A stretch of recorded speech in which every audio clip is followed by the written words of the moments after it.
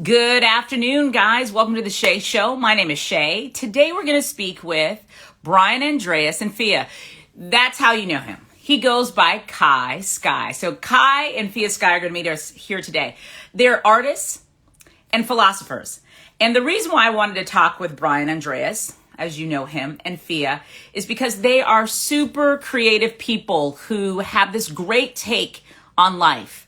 And it's evident in all of the whimsical drawings and sculptures and the words that come out of it. So I thought to myself, right now in 2021, wow, we're already here.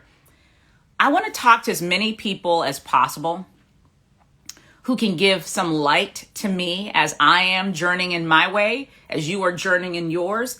So that's who we're oh, there he is, y'all. So that's who we're talking to today. Kai and Fia Skye. Now I'm going to go get him.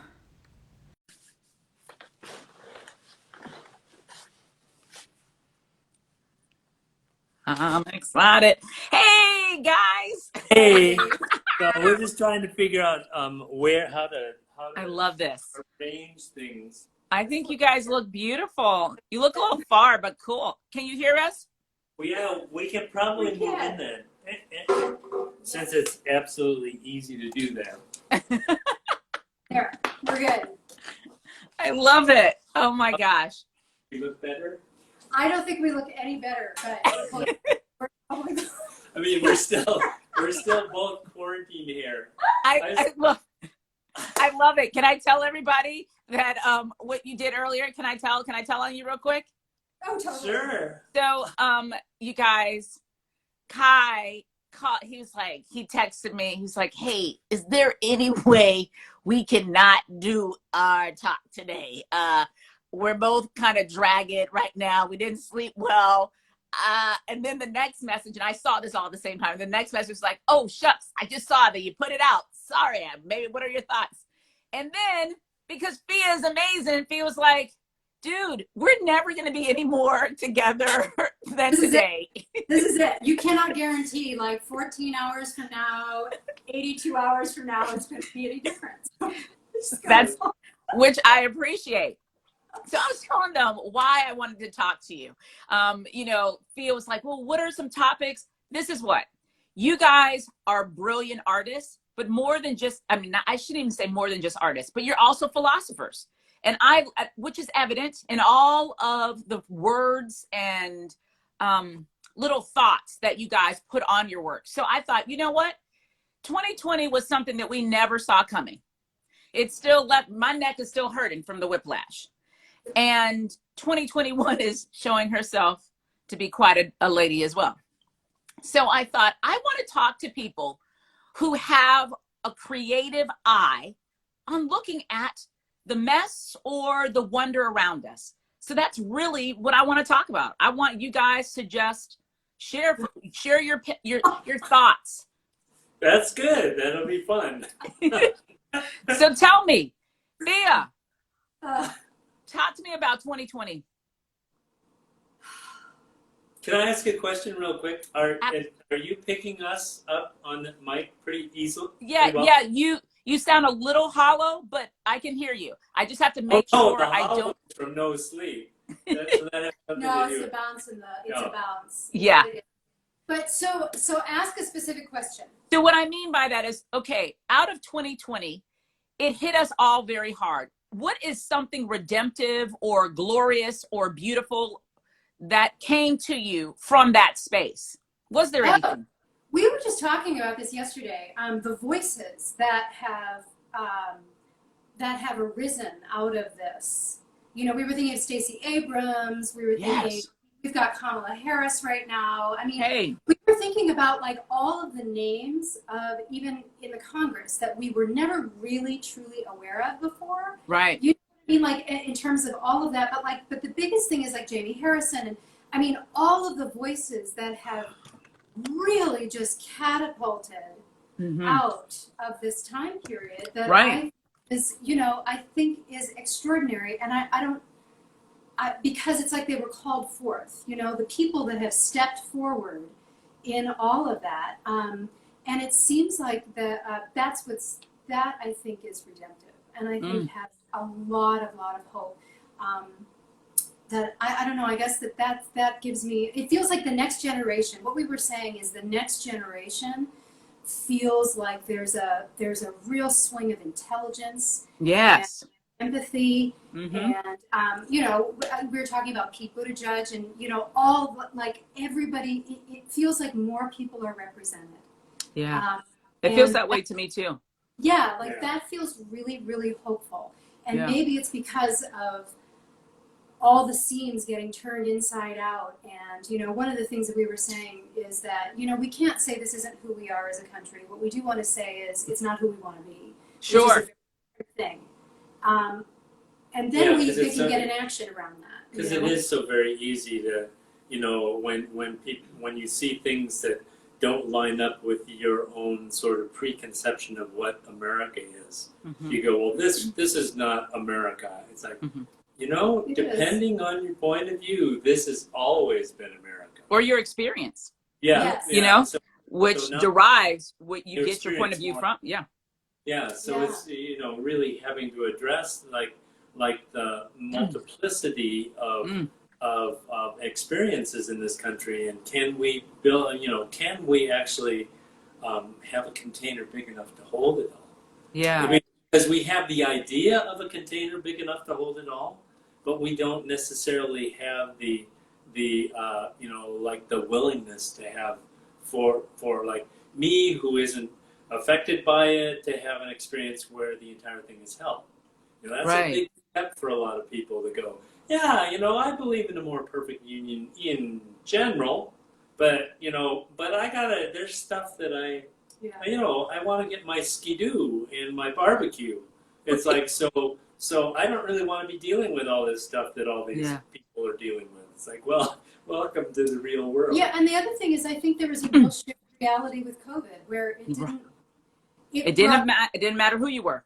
No, exactly. And so I think that there's something, if we ever questioned being interconnected, I don't think you can anymore. I in terms agree. Of that. I agree. I agree 100%. One of the things that you just said that sparked like, oh, it's what you're speaking to in terms of the multiplicitous experiences that we all have, and we have to now contend with these and not act like they don't exist.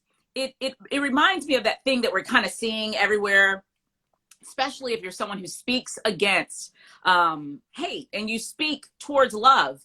You have people who, and therefore we have to talk about race. We have to. And it speaks to that very thing where I have a lot of people are like, you know what? It's just so divisive talking about race. I'm like, actually, it's not. You know what actually is divisive? Racism. Not talking about it. Yeah. I mean, that's what's so funny. It's like we've mistaken the talking about something with the actuality. It's like, well, no, I don't want to hear that. To your point. Oh, you just like stopped. You never had to deal with the, you know, like the police. Have you seen the what the Constitution means to me? It was on Amazon Prime. It was a one-woman show that was filmed on Broadway. Is it still there? It might be. I think it might be, actually. I think it might be. What the Constitution means to me. Yes. Yeah. And it is, it really got to me, because what it was the women in her family, it was all the family stories that kind of got shoved under the rug. And all the things that, you know, kind of come out later. Like, if I think of my own family, I thought, wow, at the end of it, I remember thinking, I don't know that I could have written that show, because I don't know that I have enough information from the women in my family, because nobody talked about anything. Ooh. You're right. I mean, there were things you talk about and things you don't talk about. And sometimes it came out over early morning coffee, or, you know, when no one else is around, and in the dark over a glass of wine, you know, those kind of things that come out only in the dark. And, you know, and it was one of those things where there's a fear, I think, about actually talking about things. And sometimes I think is that we don't have the language. We don't have the language around it. The old words don't work, because we've got too much psychosocial history. Right.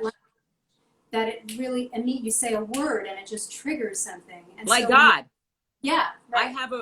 I have a new friend that I met here on the gram, and she is a minister in the Anglican church, and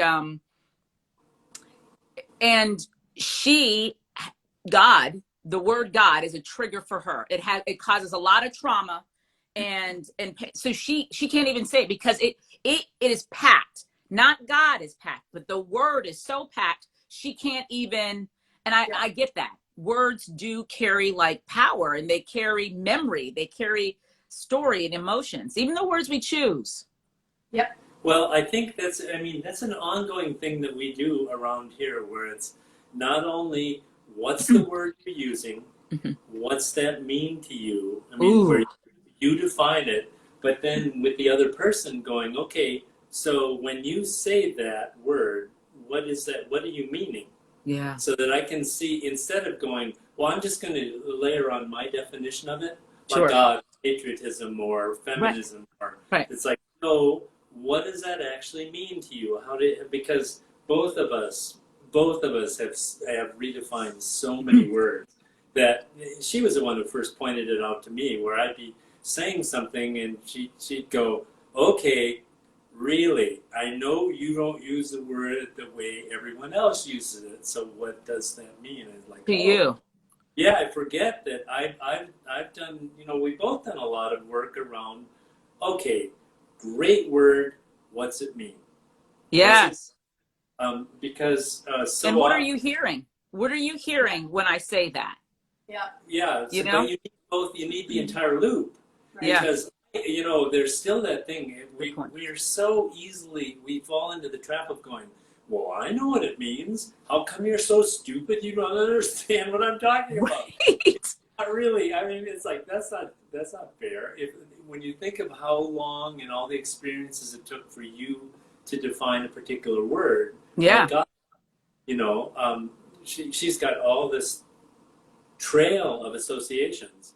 And in the end, because I have a friend who's a uh, the Unitarian Universalist Mm-hmm. minister who did the same thing. So now he uses God, and it's like when I say God, it means the entirety of belief around the thing that gives us life Right. and tells the universe. It's like so Yeah. I don't know. I don't have a picture of a big guy with a long beard Right. surrounded like okay, so that's not true for people.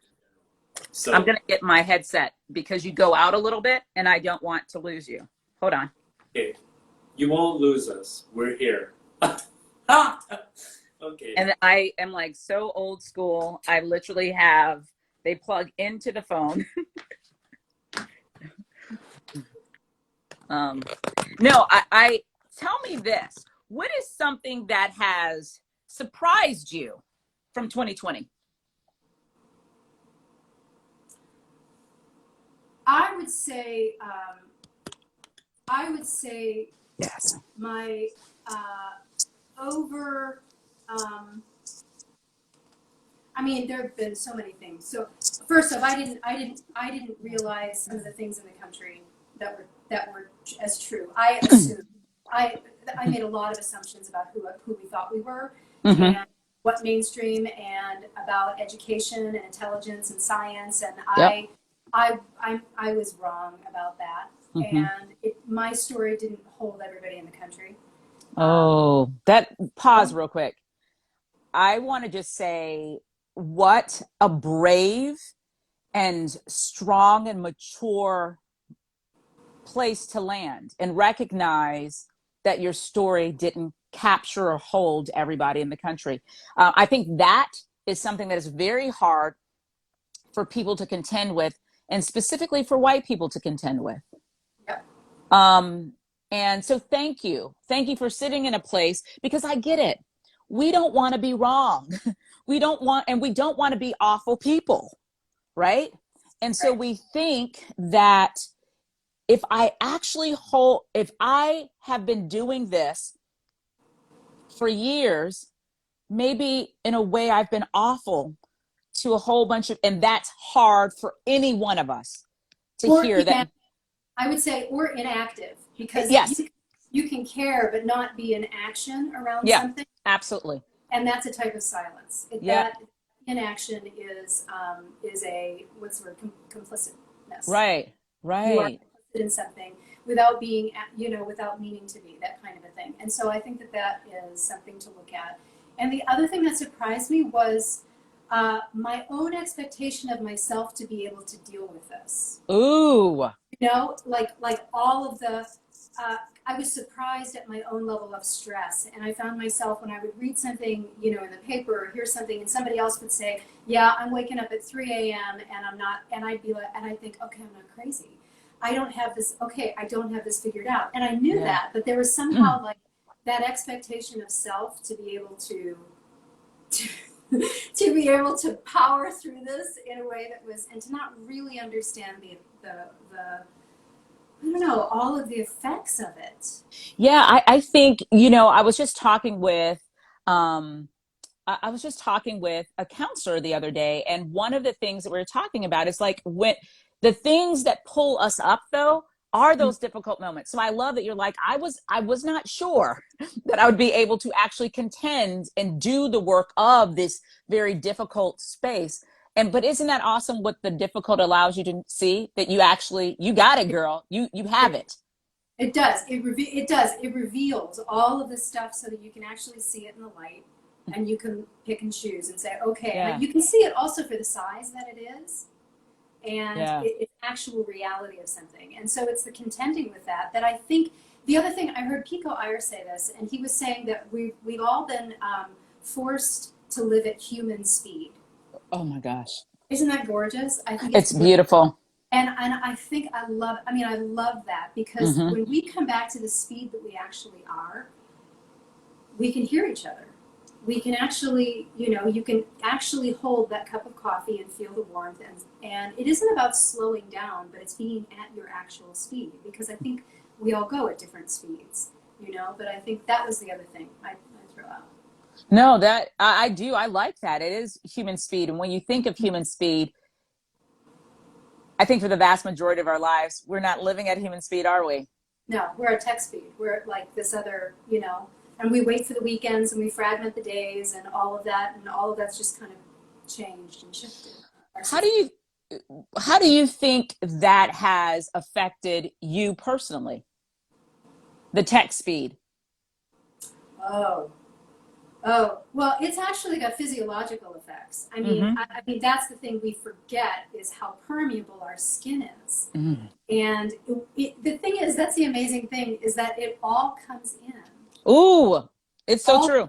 There is nothing that doesn't get in. No, We and you think can't trick it. we're focused on something, but like Yeah. it's, and so that is, and the other thing is this idea of you get into a front and a back Mm-hmm. instead of you Entirety. an entirety. The whole self is in an entire space, Yeah. so that there is I'd that, actually add on that the whole self is actually you and and yes, the entire space. Totally. It's like Ah, yes. the way that you are different.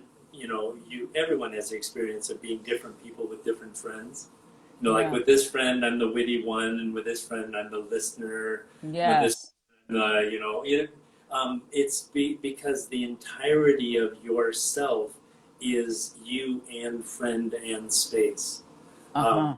And so that's the problem with frontal electronics. Is like your intelligence is sucked out of your eyeballs. Mm. It's like yeah. Or we focus just on the sense, like I'm hearing something or I'm looking at something, and you see what happens is when I look at something, I actually get smaller. I stretch, Mm-hmm. and when I do this, the breath changes, and every movement we make is registered in our spine. Yeah. And that spine shifts. And so every time, there's this, we forget we're in a whole body, the whole body, as we I do. I just spoke with I interviewed a yoga instructor, and that's what she was really just saying. Like she goes through this practice of just being in her day and just remembering, I am in my body. Like I am in this body. And I started doing it because she said so. And it made me when a lot of crap is happening or a lot of stuff is happening at me, first of all, I appreciate that you talk about how it goes. It's all coming in. And I often say we can't out slick it. You know, we can't outrun it. Like even when we think, even if our minds are like, we're good, your body is still taking it in. So it does have physiological effects. My hair fell out. Yep. Yep. Mine too. Mine Yeah. too. And I was Yep. like, Mine did this. Like, wow, so different effects.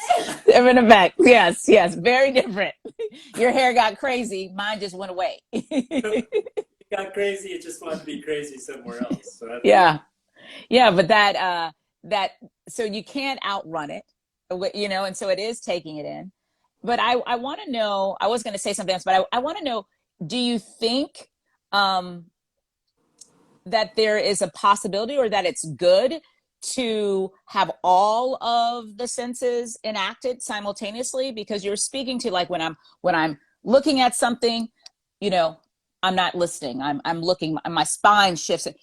Is there a desire or an expectation for all of the senses to be employed or motivated at the same time? Is that good for us? Well, they're always working. They're all, I mean, you can't ever not. You just Right. either, right? Like, Mm-hmm. so there's a tree out there that doesn't stop being a tree just because I'm not looking at it. Correct. Yes.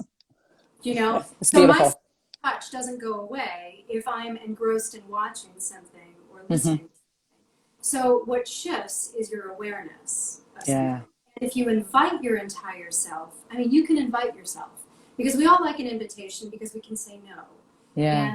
And you can invite your entire self or invite your awareness to shift or to shift from this sense to something else. I think it is healthy because it brings you into present moment. Mm-hmm. You know, when you're aware of the senses, you're in present moment. And when you're in present moment, you have a greater sense of sensing the lie. And any Ooh. lie is lodged in the body. Any kind of a message of no is lodged in the body and actually has a neurological effect. So there's some science, there's some really friendly science about the ways that we talk to ourselves, and also, you know, this idea of where we place our Mm-hmm. attention, where we focus our attention. Because we think, you know, people are like, oh, I'm in my head, and you're not. You can't be in your head. You actually want to bring up the intelligence of your body to that of your mind. We need Right. that intelligence. What we want is that kind of, you know, to stop fragmenting ourselves and say, okay, great. You know, Yeah. my whole self is going to look at this entire situation from all of my senses. There's also this interesting thing about human consciousness is I can't remember who said it, but he called humans a trance machine, Mm. where we fall into trances so easily. And one of the strongest cues for the trance is the visual. So what happens is with your visual, it'll spark your imaginal self, and that thing is where you disconnect from being in present time. So Mm. getting into the practice of inviting your whole self in, it's a constant short-circuiting of your trance capability. And that trance capability is what flips you into that automatic, you see somebody and go, oh, they're Asian. They're probably Chinese and they're the ones who brought the flu. The flu. Mm-hmm. You know, which you go, that's entirely trance-based. It has nothing to do with reality. You know, Mm. it's so I find when it's with Fia doing AT, it's such a constant invitation. And I What really does like AT stand? What's the acronym stand for? Alexander technique. Yeah. Yeah, because not everybody knows Alexander Oh, technique. yeah. Yeah. And but that, you know, it's really is such a practice, because going out and working in the wood shop using power tools, I use it way more than I've ever used it before, because I'm like, okay, my whole self is here, and Mm-hmm. I'm not backing away from the tool. But I'm very aware of the pressure I'm using on it, letting the machine do the work. Mm-hmm. Instead of going, wow, this is loud, and I'm going to just power through. It's like, at what point does a power saw do something better You can than see his body that changes. Yeah, Yeah. Just thinking about it, right? And then you've got, oh, my neck. You were just saying my neck, and Yeah. right. So that's all. It's no, Yeah. it's amazing. No, you know what I find when I'm in my body, when I invite myself to be present and recognize. I actually feel stronger, even if like a whole bunch of shit is coming at me and it's quite intimidating or it's a lot. Okay, It wait. helped. I'm going to interrupt you. You're never not in your body. Or my awareness of me in my body, where I'm like, okay, I'm It's here. critical. The language is But you critical. see how that's different? Yes, yes, yes. You're right. Because I'm here and now I'm in my Right, body. because you know what's different? Yes. The agency, Shay, is different. Yeah, It's your awareness. yeah. You're right. It's my And that, awareness. It hasn't changed. It's like the tree. The tree doesn't stop being a tree because I'm no longer looking at it. It's just my awareness has shifted. has shifted. And when my awareness shifts to being present and being in this body, it makes me feel like I'm less apt to be destroyed by that thing that is looming Yeah. around or is a stress in the moment. It requires immediate action. It oddly makes me feel more capable, and I feel less. What I'm trying to say is, I feel less able to be taken out by the thing. Does that make sense? Yeah, it does. Oh, yeah, because yeah. because if you look at it, I mean, if you just look at the words, the way you say that, if somebody says, "Oh, you need to get in your body," I don't know how to do that. Right.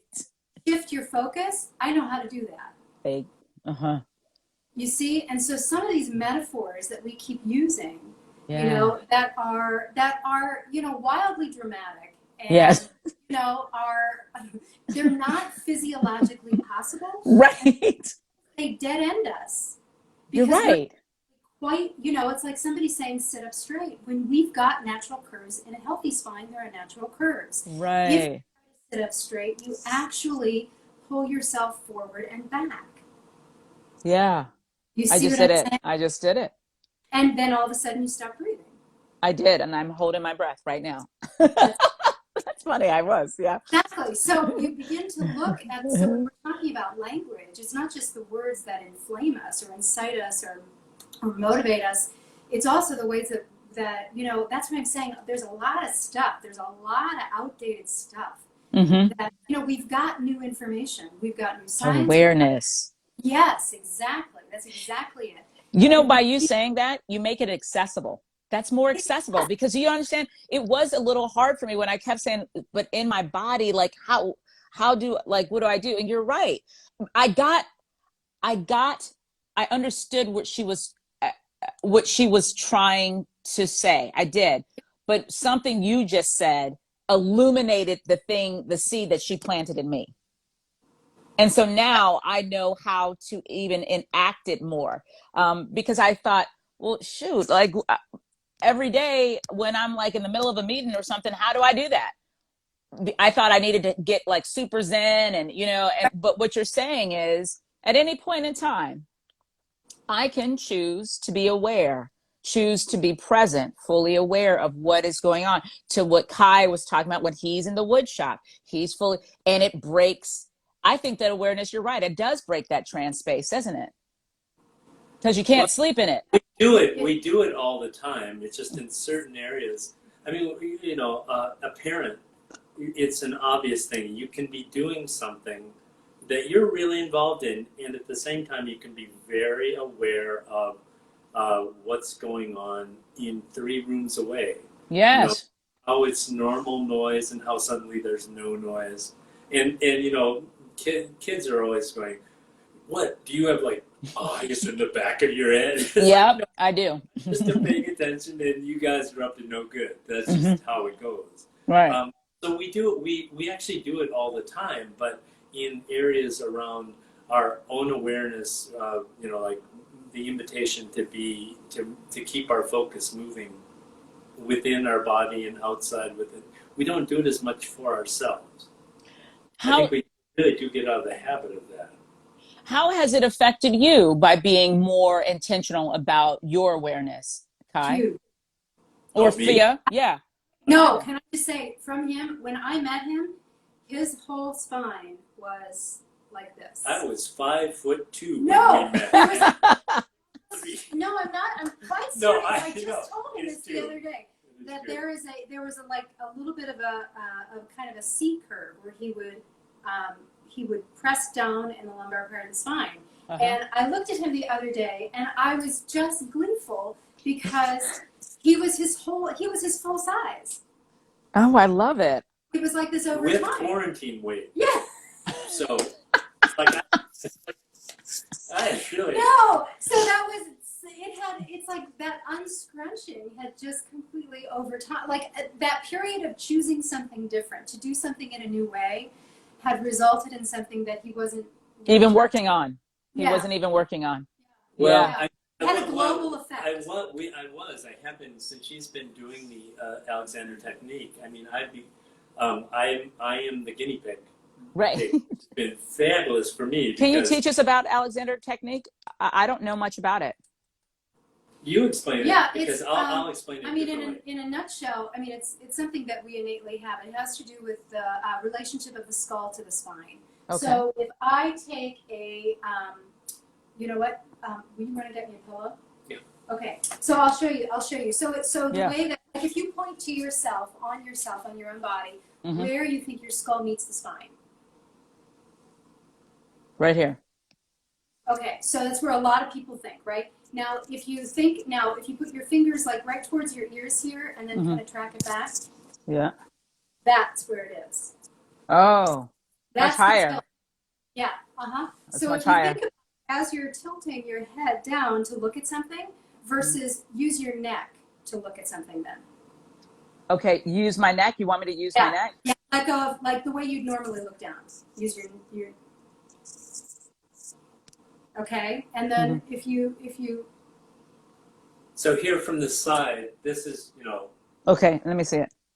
yeah, no. There. Right, so it's going to be up and through here. So Okay. what happens is this. So if you've got a pillow and you press down on the pillow, Mm-hmm. right? What happens from the top down? What do you see happening? It gets scrunchy. Yeah, exactly. And then if I try to kind of unsquish it, Mm-hmm. I can't really do that. No, as long as that pressure is still on the top. Right, and as soon as I do this, it comes up. Right. That's how our body is. Ah. So the skull balances on top of the spine like this, right? Yeah. But this idea that like my neck moves, if I move just from my neck, that idea, and I look around, right? Versus if I use the actual science of where things are and unscrunch. Oh. So what it's doing is you ask yourself to unscrunch so that the rest of you can coordinate. That's just a little example. Like, for example, if you think about, like, we think about our waist and people bend over. Well, here's the thing about joints don't bend. Joints roll. Ah. And we don't really have a waist. It's a fashion. It's a fashion thing. Where I actually bend is at my hip joint. Hips. It's where true. I roll forward. See, and if I bend at my hip joint versus I roll forward at my hip joint. Ah. So you begin to change. So that's what the Alexander, the way that my mentor is, worked with me on it. So that's you just swap out the language, but you're using the science of the body and the whole self. What made you get interested in it and even know about it? Yeah. So how did what? What made you get interested in it and even know about? Like, I didn't know about the Alexander technique to even ask questions and inquire more. Yeah, it was part of my MFA program. In 1995, I met my teacher, and it was part of the classes. I had never heard of it before, and then after that, her voice was this whole idea of how we move about the world, how we talk to ourselves, things like that, and then when I was having difficulty I had arthroscopic hip surgery, I went back to her and said, I want this more present in my life. And then I decided I wanted to go towards a certification process of teaching it because it changed my life. It changed the way that I was doing, the how of doing. Look at the how of doing, whatever it is. Yes, the how. So that's it. I love that. I love how Kai were you going to say something, Kai?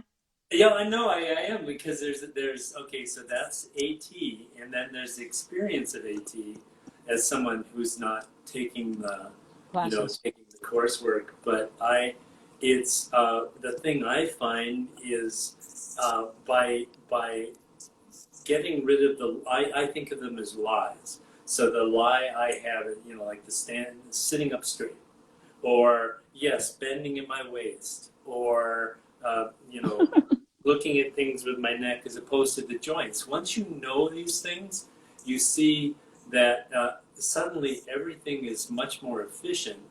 And then for me, and it might be just my temperament, but then I look at, okay, what's the thing that the lie I was holding that had me do that in the first place? So she talks about how now my posture's different. So when we were working, it was looking at why did I curl and back away from everything? Because that's what you're doing, is you're backing away. And why did you? Oh, I backing away is a lifetime habit of being in an environment where I was supposed to be zen and very tolerant of everything, and yet it was an intense environment, an intense family environment, and so you couldn't show it. Backing away at the same time, I still need to be really low key about Chill. it. Like, dude, I'm chill. Except if I'm so chill, why am I back the fuck away from it? And it turns into a habit after a while. Well, because first off, I want to say is because it's a solution. In the moment, we are. It works. That's right. Yeah. And so any of these things, so this idea of a habit is just something that you've chosen over time because it works. It works. It worked, in that moment. And then when you're ready to change it, you're just ready for something new. Yeah. So, but if you don't know that it's there, if you don't know that there's a lie in your body, we're great. Humans are great about changing if they have information. Absolutely. If you don't know it, you don't change it. So that's always the funny thing to me lately is when you go, why the hell do you believe that? Why are you doing that? Like, oh, they're doing that because that's a solution given the information and experience they've got. So where's the lie that's holding that in place? Because the truth of it, I look at our, Yoshi, our dog. What has to be true in order for that to be a solution? Okay, yeah. I would go back to the truth of it in that, not saying there's one truth, but the truth of it that I was going to say is like Yoshi.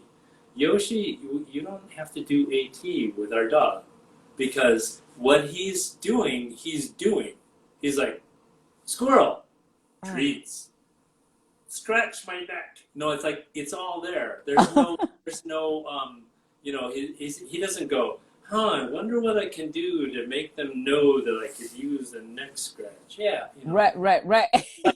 Such crap, but that's what we do as humans. We can't ask for it. We can't do it directly. What's the lie that holds that in place? So anyway, those are the things I learned out of it. Yeah, I think it's just that I guess I'm looking, see, this is what we do with the stories. This is how it filters into the work we do. We're like, I don't know that word. I love it. Move that word is, so because part of that is I'm like a lie and I'm thinking, but we never usually, a lot of us don't set out to actually lie. We think that is, we're putting something together in a way so that we're more comfortable, so that we feel smarter, so that we feel more confident, so that, like, it is a solution. Although when you look at it later, you think, wow, how did I miss that? Well, you missed it. You didn't miss it, actually. What you saw is your awareness was such that this was, the way you were putting together the data that you had, this was a perfect solution. So, wait, no. Wait. Because I think there's a kindness to have for yourself when you let go or decide to do something in a new way, without saying, oh, I was so stupid, I can't believe I did that I went backwards and I went right.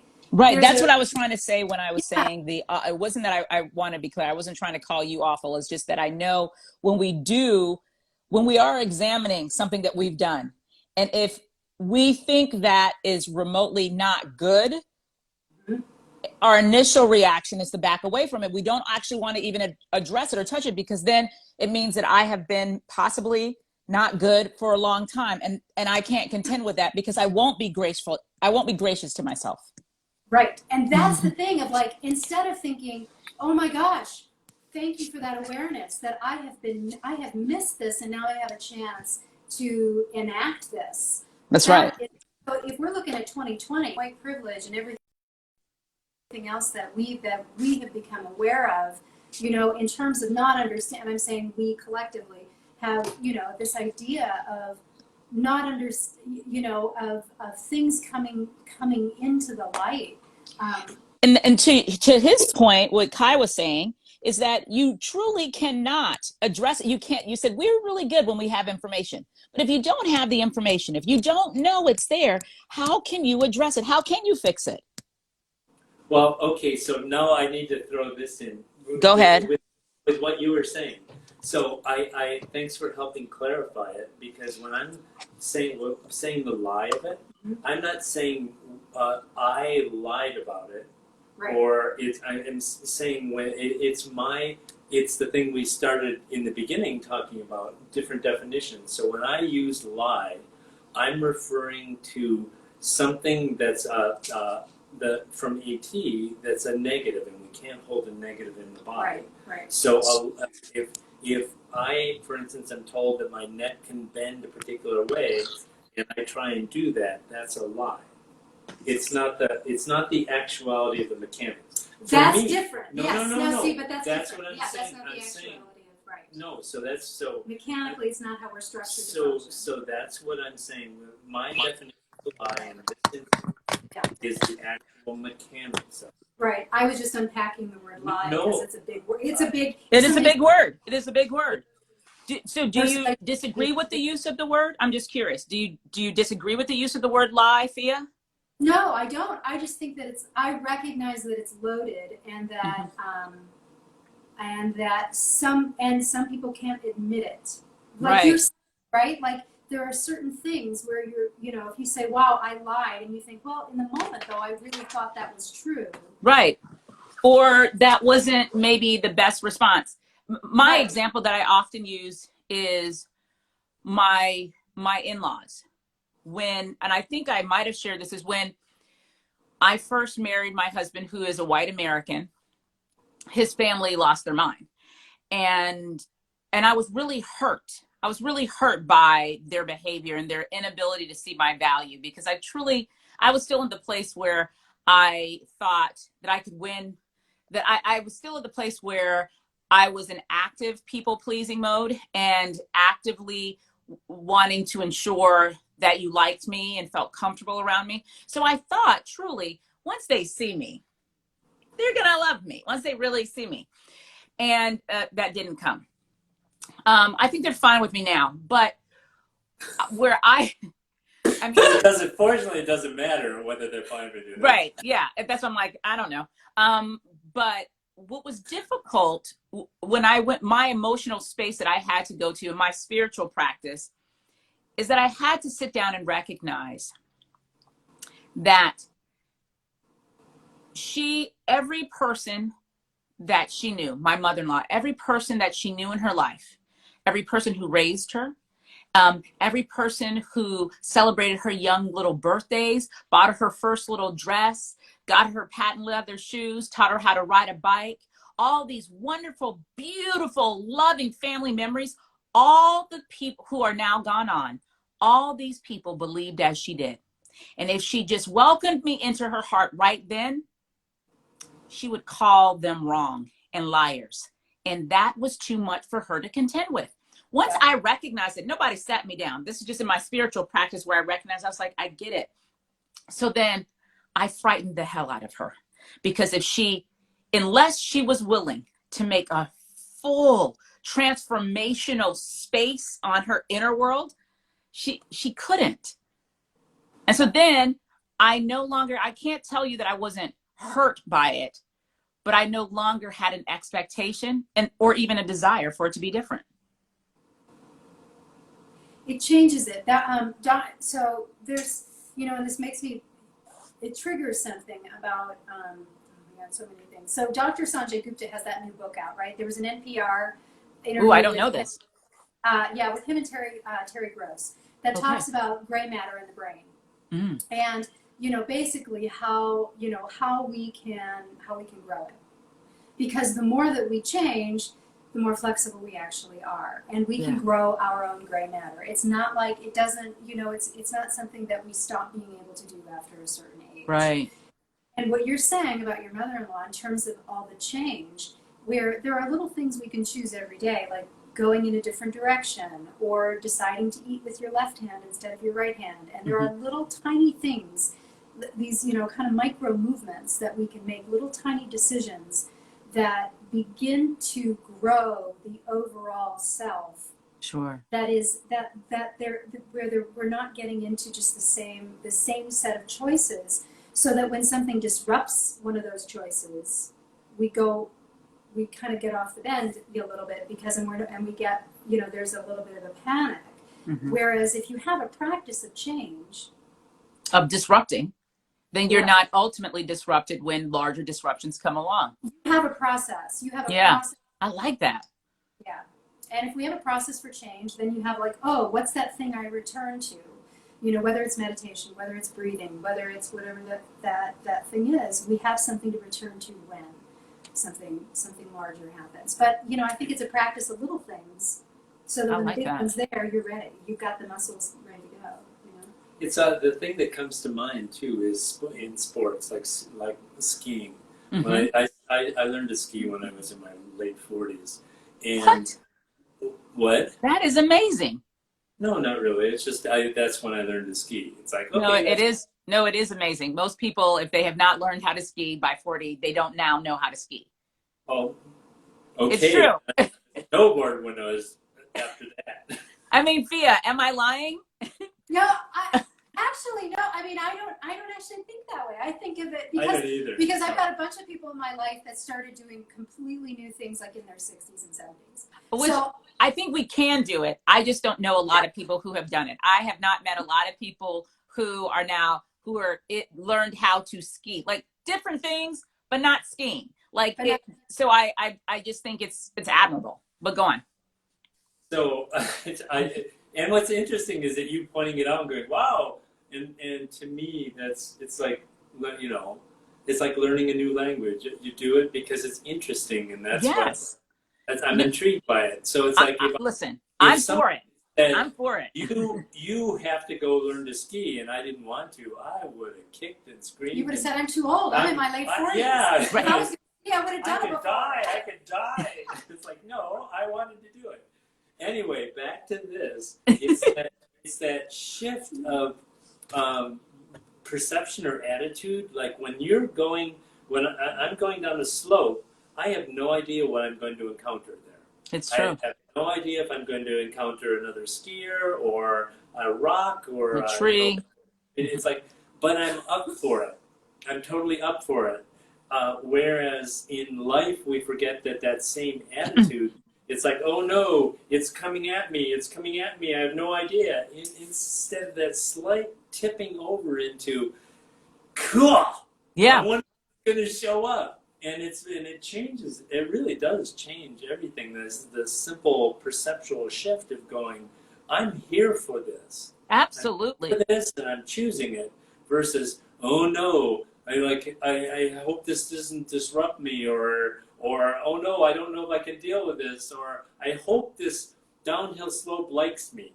Right. I really hope it likes me. I get it. It doesn't really care, you know. It doesn't.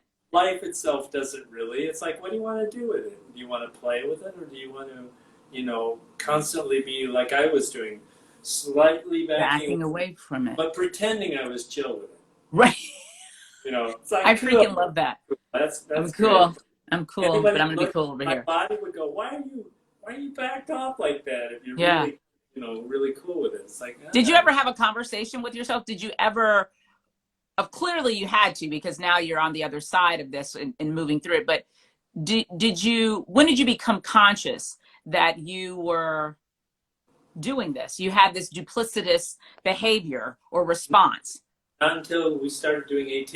I did not even know I was doing it anymore. Wow. I had no idea where I was accommodating things in my life. I mean, I had just started to crack that open about accommodating, you know, bad behavior and things in you know, just constant accommodation, where I was the one who needed to adapt to, you know, and make it easy for everybody else. It's like, I was just starting to crack that, but I had not at all noticed how it affected my body until Fia started working with me with the AT stuff. How do you feel? Yeah. So How do, what? how do you feel? How do I feel Yeah, now? how do you feel being someone with this practice? This practice has brought a change. I want to ask the very specific question. How are you feeling? Oh, there is often in theater, well, in my experience of theater, there was an exercise where you'd be doing something and the professor would go, so are you feeling it in your toes, in your Mm-hmm. big toe? And to that point in time, I would have been in this, the emotional trauma of Mm-hmm. whatever what I thought I was, but I'm not a very good actor. So she's looking at it like, yeah, bad professor. You are something. But anyway,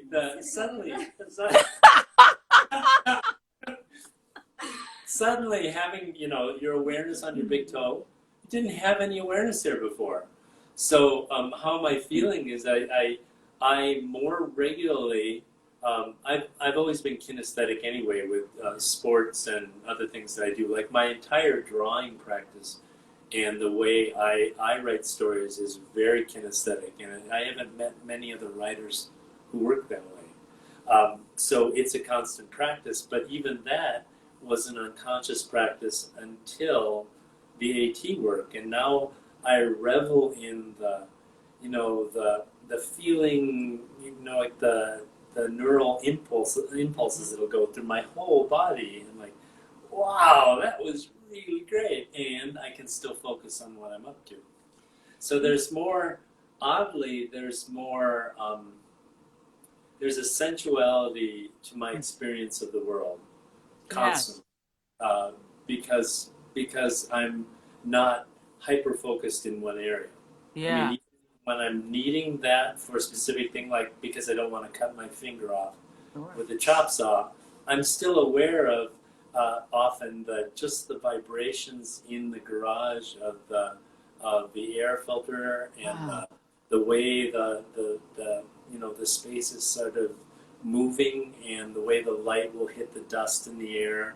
I get all of that, and so it's like I'm paying attention so I don't lose a finger. At the same time, I'm also aware of the simple joy of the fact that I'm doing this with my whole body. Yes. That's an I get example it. of how I feel about And I uh, appreciate that. That's a very I feel like that's a very holistic answer because that's what I want. This is new I'm for still me. not here, though.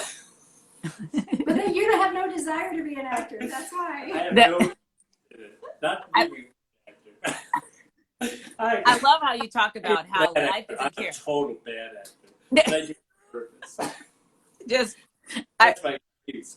that's your excuse. I Yeah. love how you talk about life and that it doesn't care if you're like I don't like you. I love that, and I love that you use the skiing analogy because skiing, anybody who knows skiing, the first tenet of skiing is shoulders pointed down the hill. You have to in order to have better control. You can't turn your body up against the hill, that backing away. If you do, you're gonna fall. But when you point your shoulders down the hill, that's where the control comes. So that's not true. The first tenet of skiing, the Oh, first tenet, snowplow? no, no, the first tenet of skiing is you go where your focus is, Oh, which is true. AT. It's like where you lead with your skull and Well, you Sure. lead with your desire. well, you lead with your desire. So True. because I remember Oh, you guys stop. now try, and we were on a flat. Now try and move, and everybody is like, Right. everybody falls because you're looking down here. Sure. That's not where you're going. You're not get where you're going to end up Sure. on the ground right there. So That's true. these are later. I mean, things like aligning this way. Those are later technical sort of tweaks. So those are probably that's the thing that I do remember though being huge. One of the first things that I remember getting, I should say. So I probably shouldn't have said it, the tenant, but one of the first things that I first remember when I learned to ski is everything in me wanted to do what you did in terms of recoiling. I did not want to go everything in me So I kept trying to turn my body against the hill. I needed to, I did not want to do this. I didn't want to do this. So I kept trying. And my instructor was like, Shay, I know, I know what you're trying to do. I get it. It's preservation. But the only way that you're going to be able to actually ski this slope is you have to point your shoulder. You have to point your way down the hill. Because when I turned my body up the hill, I kept falling. I kept falling because I was trying to recoil from the thing, recoil from the inevitable. If I'm on skis, I'm on Whiteface Mountain, I'm skiing. You know what I mean? Like decision, right? Yes, Decision. I made the decision, Right. and right. I only found control. So for me, even if what I'm saying is inaccurate in terms of the tendency, it is so accurate in terms of me being able to take in what you're saying, because I'm like, you're right. Right. The moment when I recoil and I'm wanting it to be something else, that's where the kind of the glitch was. But when I started just having like life, you said it's fun. It's just meant to be played with. And I started pointing my shoulders down the hill, allowed me to play with the skiing instead of fighting against it. Well, so that's, I mean, it's interesting because just to make sure, I'm not saying you were wrong in that. Yeah. I'm saying that there's, I would say there's a meta level to it, but now what I do is throw it back on you and go, so it's a question a friend of mine who's a seminar leader often asks, and he'll say, so does that show up in other areas of your life? Absolutely. Or in your life, do you go, I'm going to go this way so I don't fall down? Absolutely. That's what I'm taking in. I'm taking your example of the recoiling in your body. I was like, oh my God, I see how, when I asked what made you do it, you talked about your life experience. You went immediately to a whole bunch of things that would have made you do it. So clearly you were doing that in your life. Absolutely. I was doing that in my life. Yeah. Yeah. 100%, which is that mind, body, spirit connection too. Well, that's the thing I think too, Shay, is that I wish we had more in this culture, is that there is this natural wisdom to the body. And there's honoring that and understanding that there are, because I got to say, I did not grow up with that. That is not vocabulary. You didn't grow up with that. Oh my God, no. No, I'm like an alien in my family. I was actually convinced for a very long time I was switched at birth, and something they totally got it wrong. I had a friend who feels the same way. She's like, I'm pretty sure I was adopted. I just really think I was adopted. Yeah. Nobody was telling me the truth. It's like it was the big family secret. Right. Like, don't tell her. Totally. No, but I think so. I want to hear your intelligence in the body. This is exciting to me. Go on. Yeah, no, there is because, again, we, when we tighten, there is a natural sense if you become aware of it, just even if you notice in an hour, in the moments that you hold your breath, when you pick up your phone and you see a number from someone, when something shifts, when you walk into a door, when there are little things that, like, there are little times that we grip, these little, we scrunch up and tighten.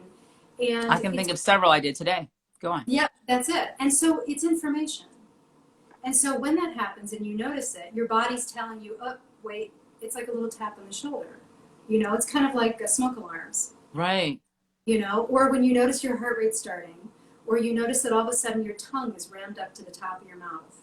And what do you do? Well, you ask yourself, we know that you can remind yourself that you have a different option. There's something different you can do in this moment. And you can't, because what you're doing, anytime you tighten, you're actually making yourself smaller.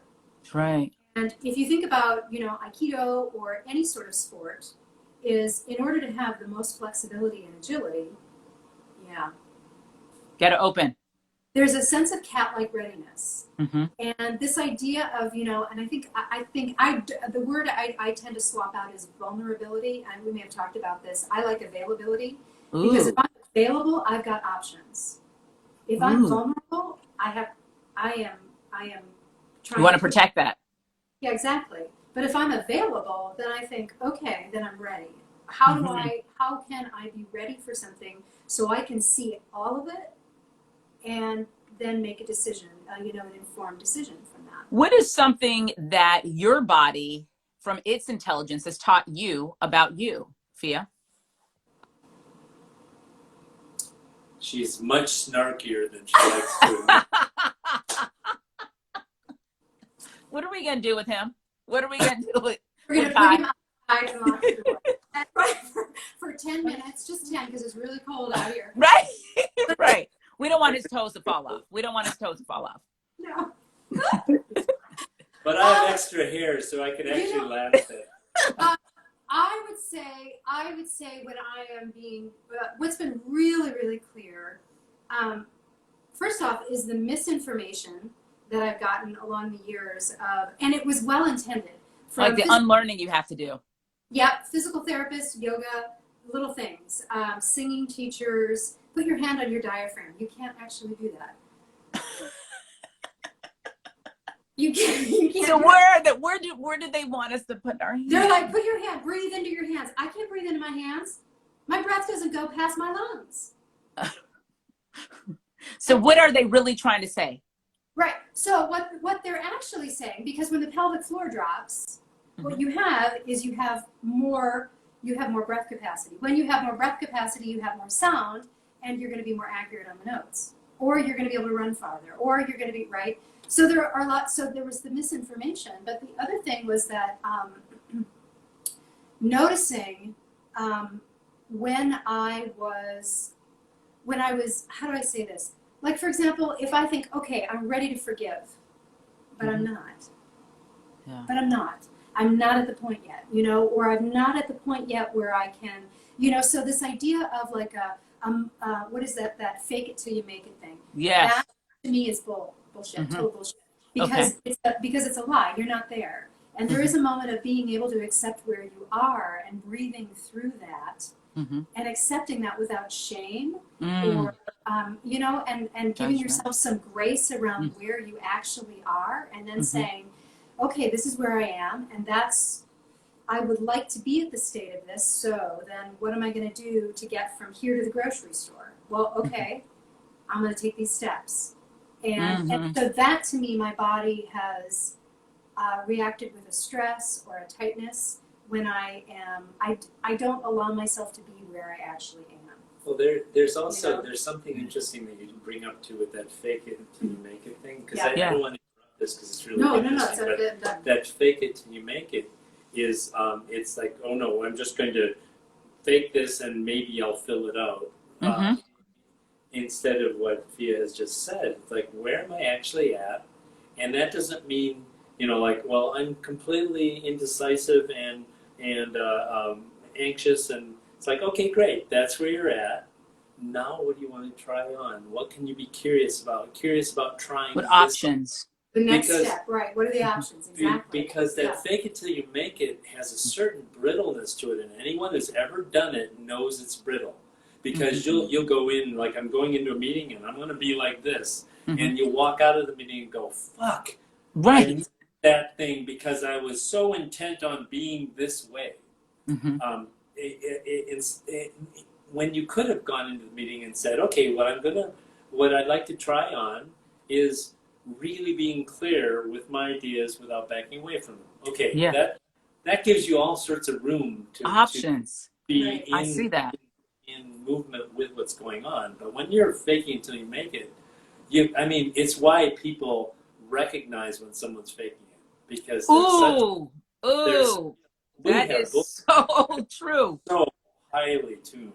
Yeah. Yes. I don't trust you. I do not trust you because you're not all there. We have this instinctual sense in our bones, Yes. Intent. The other day sorry. No, I was just saying that is so, I felt that. The reason why we see it in others is because we know when we are occupying that same space, right? Yeah. So then that's why I can smell it out and it feels, I was listening to Aaron Sorkin's masterclass this past, couple weeks when I run. And one of the things he talks about to the nuanced lies is that when we, the viewer of a movie, When something is given to us that is inaccurate, and we are aware that it's inaccurate, whether it's content or order, like an emotion was not, that's not really what that character would feel. Even if we don't really know what it is that's wrong, it will feel like a lie to us. We will feel it instinctively. Yep. And what he talks about is, and once the viewer thinks of you as a liar, it's hard to win their trust back. It's over small, little nuanced things, because we feel the truth and the lie in our bodies. Yeah, and that's the body awareness. And if you can trust that and encourage that in other people, you know, because it is, somebody can be saying all of the right words, but language is breath and vibration. That's and right. that is it, you know, and the instinct that we get, or that feeling that you get in the body, that is that spidey sense, you know, that total spidey sense that we all have. But we'll think, oh, but logically I can, and then we'll kind of sweep it away. That's even what the body is saying, alert, alert, alert, you know, or go in this direction. This is the direction. This is the joy. Yes, but this one makes right. Well, there's a story. That's that intelligence in the body. About the actress that you talked about telling the truth about something, the smoker in South Africa. Oh, can I hear it? Oh, Yeah, so she was kind of the equivalent of the South African Afrikaans Meryl Streep. Okay. Basically. And so it was a two-hander. It was a tiny little black box. You know what a two-hander is? It was just two characters. characters. Okay. Thank you. I did not know that.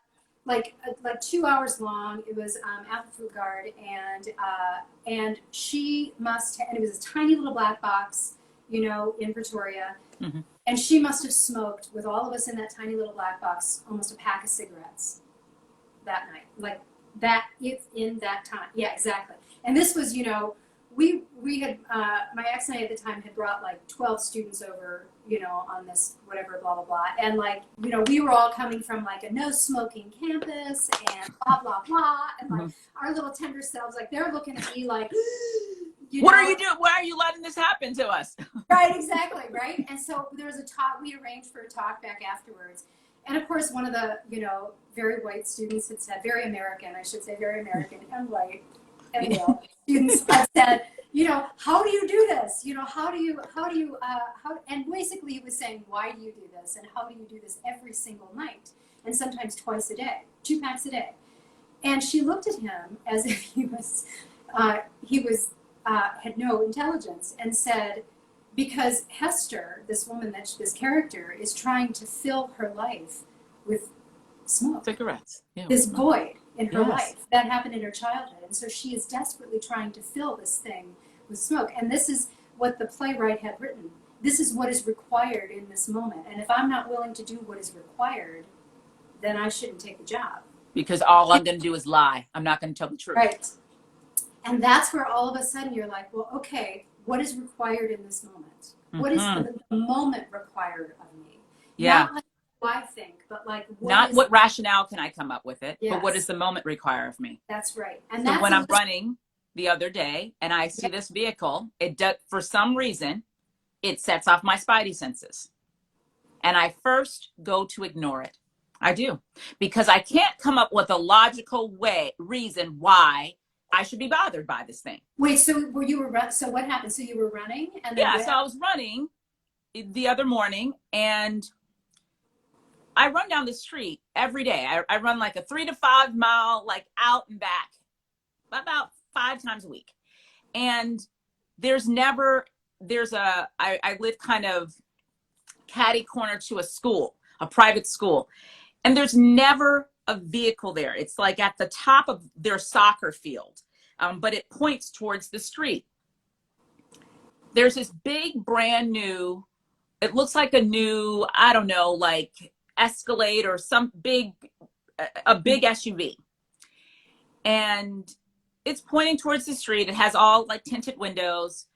I live in a good neighborhood, whatever that means. Because I'm telling you the reason why I'm telling you that is I'm telling you the reasons why I initially tried to shut my spidey sense down. I I just felt, it made me feel uncomfortable. I was just running. I was like, huh, I I don't like that. And because I didn't have a rationale, a clear logical pathway to go down as to why I didn't like it. It's a new car. It looks, it's not doing anything. It's rather benign there on the street. Because I couldn't come up with a logical way, I went to ignore it for about 30 seconds. And then I remembered Oprah when I was a little girl. I could have been older than 11 or 12 maybe. And she had a sociologist on. And he was saying that the human mammal is the only mammal that will feel something and ignore it. If the rabbit feels it, the rabbit runs. If the deer feels it, the deer runs. They're not like, I don't know. I mean, she looks kind of nice. They don't do any of that. They're just purely paying attention to the intelligence of their body. Yeah. And he said, so that's why we are more inclined to get murdered than wild animals. Yeah. Because we will be like, well, they look like a nice person. I can't, my spidey senses are going off, but there's nothing I can land on that says why I should feel what I feel. And what you're encouraging me to do is fuck those thoughts. Yeah. Listen to your body. What is required in the moment? So you know what was required in the moment? That I called my husband. So I called him and I was like, hey, I'm running. There's this car where a car never is. It makes me feel uncomfortable. And at first he went to start asking me questions like, well, what about it? And I was like, honey, he's like, no, you're right. Because he was trying to require of me the explanation that I couldn't come up with for myself. Right. And he realized that and he stopped himself and he's like, on my way. Now, nothing happened to me. But what I am, to your point of those little micro changes that you make that allow you to accommodate the big disruptions in your life, I was able to exercise listening to my body. So it makes it easier to do it next time. And you also invited your husband to encourage that in you and encourage that in himself. Yeah. Oh, I like that. Yeah. Which is really, really great. Because I think that when we do that for ourselves, somebody sees that and says, yeah, I want to honor that. I want to honor that. And I want that for myself too. I want to make sure I do that in that moment. Yeah. Because I'm smart. That was a different type of intelligence that we don't always talk about. We don't. But go ahead. Oh, the thing that comes up around that is where I think we, when you're in a larger environment like this and like that, and really looking at your body responding to anomalies, where we almost automatically shut it down is in the microenvironment of human interaction. Ooh. It's like you get in that tea party or that cocktail party or that, whatever, where you stop going, well, okay, I know this and I know I don't really like them and they're going to do such and such, or I'm going to have to put up with their stupid comments or, all the things that we already, instead of taking that as inviting your whole self in and going, not only am I going to invite my whole self in, but I'm going to really pay attention because... And invite everybody else in this space. Mm-hmm. Why don't you think we do it in those micro situations?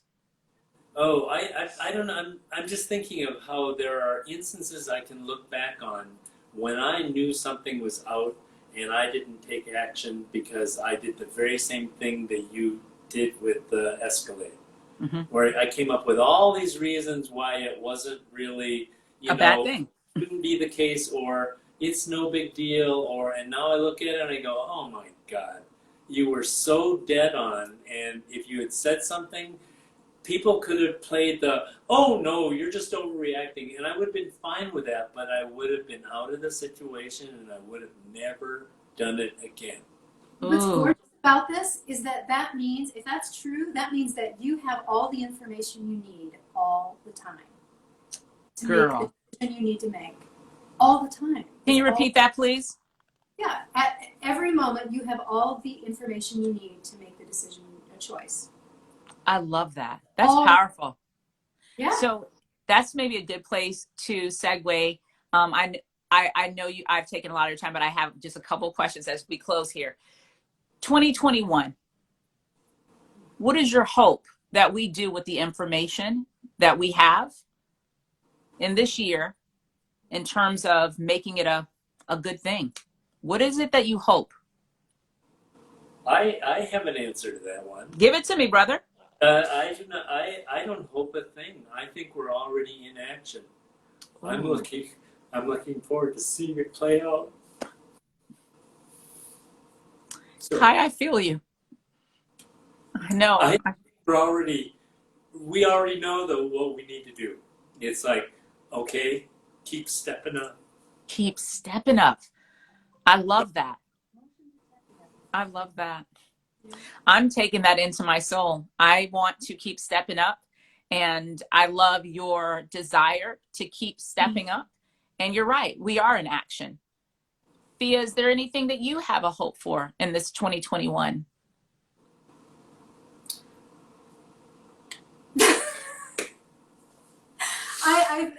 Only that we listen to, the bodies of, we listen to the science of the body. I mean, that's what I would say, because we all have, again, we have all that information. We have That it, we right? need. We have it. Yeah, we have the wisdom we need. We just need to really pay attention to it. Honor it. But I'm watching everywhere. I'm watching people stepping up, and they're going, "I have this wisdom. I got this."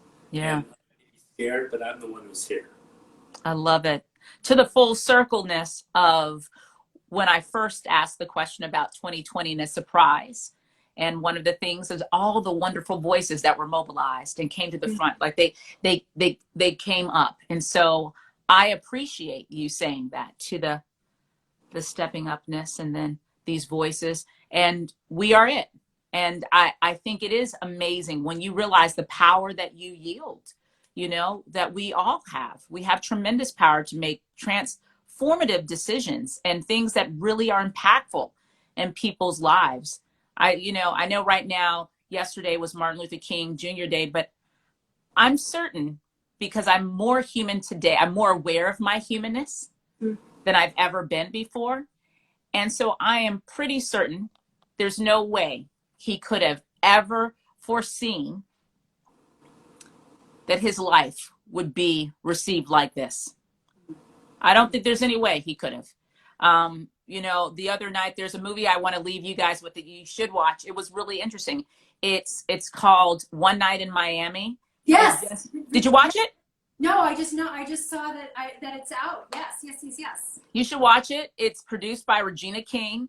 It's an all-black cast, but that's just an aside. It's a story based on real events, but a fictional night. And in this fictional night, these four characters come together, and they're sitting in a hotel room, and it's Malcolm X, Muhammad Ali, Sam Cooke, and Jim Brown, the football player. And it's what kind of conversations and things can ensue. But my point is when after you watch this movie, and I do believe it's worth the watch, because these are speculated conversations, speculated tensions and things, but certainly could have really existed. But what you realize as you go, there's no way Sam Cooke could ever have realized that years later he would be in a fictionalized account of an evening of what his thoughts and his feelings and his spirit were in that moment, and that we had something to glean from it. I did not realize Sam Cooke died at 34. He was, I know, young. So when you see the things that he's talking about and the things that are based on true things that he was a part of, you recognize, wow, this brother was doing something major, to the point of how flippin' powerful we are. And we have no idea the breadth of the power. And what I like about this year is I feel like more people are trying to get aware of that power and utilizing it for good. We're stepping up. Well, I'd also like to add on to this, because this popped up, is that whole self. Like when you're in an environment, earlier on when you're talking with a friend, you're not only a different self because of them, but it's also where you're at. So being in your whole, your whole self, being in your whole, including the environment and everything we can do that it's just a matter of how big we want to make the circumference of that.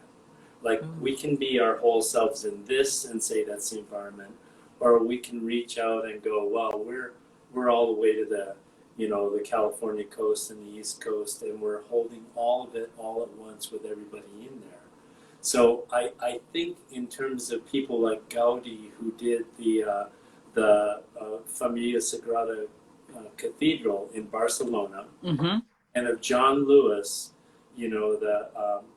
where they were very, very aware that their work and their work was not going to be finished by them. Gaudi said this cathedral is going to take 300 years to finish, but it didn't stop him starting it. Oh my God, you're gonna make me cry with that. Really clear that it wasn't going to be suddenly overnight. Everything would be ta-da! We made it. It's like he said, I'm starting, and I will pass the torch. And that's an awareness of a whole self where we're just not only in this environment, we're also extending in the fourth dimension of time and going, you can be that whole self in the entirety of it and know that you're just doing your part. So, And that the entirety doesn't have to be known to be completed. yes, exactly. That's a really good way. I can still start. Yeah. That's powerful. Yeah, You 'cause guys, we're go so big on, well, we started this. I started the dishes, I finished them. Cool, that's how life works. I Right. started my career, I finished it. And it's like, well, no, the big things you start and you pass on. Yeah. So, And also the actual line to it is quite circuitous often. It's not a linear thing. no. It looks because- like your drawings. Yeah. How the hell did I get there? Yeah. It's true. I really appreciate you guys. I know that you have given me your time, and I love you guys. I know we haven't met in person yet, but I hope I get to meet you guys in person. I consider you guys my friend. You guys add to my life every time. Thank you for inviting us into such a live space. It's just really beautiful. Thank you. Yeah, it's really a treat. It always is a treat. So thank you. We always walk away with something that you have given us. So thank you. Always. Me Guys. too. Really Me good. too. I'm going to start regardless of whether or not I can finish it. And the big things are not meant to be finished by one. Yeah. That's right. Well, we won't talk about the times we walk away and we're going, damn that shade. So, what are we going to, you know what? Put them outside for not 10 minutes, 8. Yeah. Really? That's No. enough. Yeah, totally. And shut the blinds. Yeah. Yep. got it. So you don't see the pain. You don't see the pain. Lovely. I love you both. All right. Great. All right. Bye, you guys. I love Wow. you. Okay. Okay. Bye. Bye.